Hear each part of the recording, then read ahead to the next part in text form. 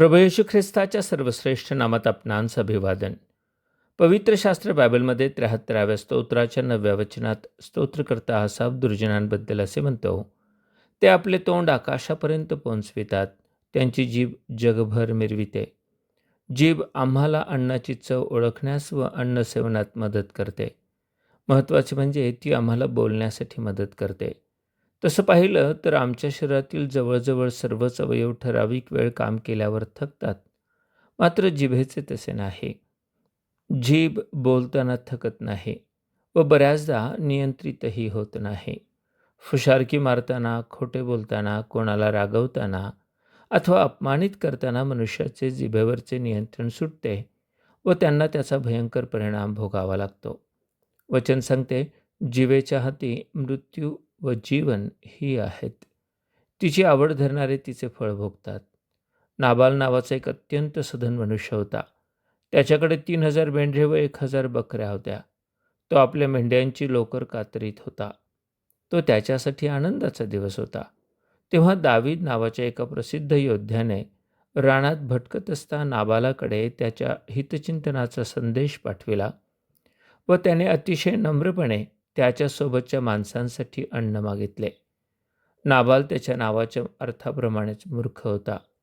त्याने दाविदाच्या त्या तरुणास म्हटले, दावीद कोण? हा इशायाचा पुत्र कोण? आजकाल बहुत दास आपल्या धनाला सोडून जातात. माझे अन्न, माझे पाणी आणि माझ्या कातरणाऱ्यांसाठी मारलेल्या पशूंचे मांस जे कोण कोठले हे मला ठाऊक नाही, असल्या लोकांस मी देऊ काय? नाबाल नम्रपणे नकार देऊ शकला असता, परंतु त्याची जीभ जास्तच वळवळली. दाविदाने हे ऐकले तेव्हा तो क्रोधित झाला व नाबालाचा वध करण्यास निघाला. सुदैवाने नाबालाच्या सुज्ञ पत्नीने दाविदाला तसे करण्यापासून रोखले. मात्र 10च दिवसात परमेश्वराने त्याला असा तडाखा दिला की तो मृत्यू पावला. आपणही आपल्या जिभेला नियंत्रित करण्यात अपयशी ठरता काय? आपण खोटे बोलता काय? कोणालाही रागवून बोलता काय? अपशब्द वापरता काय? आपल्या जिभेने निर्माणकर्त्या परमेश्वराची निंदा करता काय? हे घातक आहे. परमेश्वराला आजच म्हणा, हे परमेश्वरा, माझ्या मुखावर पहारा ठेव, माझ्या वाणीचे द्वार सांभाळ व आपल्या अंतःकरणाने ख्रिस्ताच्या उद्धाराच्या कार्यावर विश्वास ठेवून आपल्या जिभेने त्याला तारणारा व प्रभू म्हणून स्वीकारा. आपणास तारण व सार्वकालिक जीवन मिळून तुम्ही धन्य ठराल. परमेश्वर आपणास सहाय्य करो.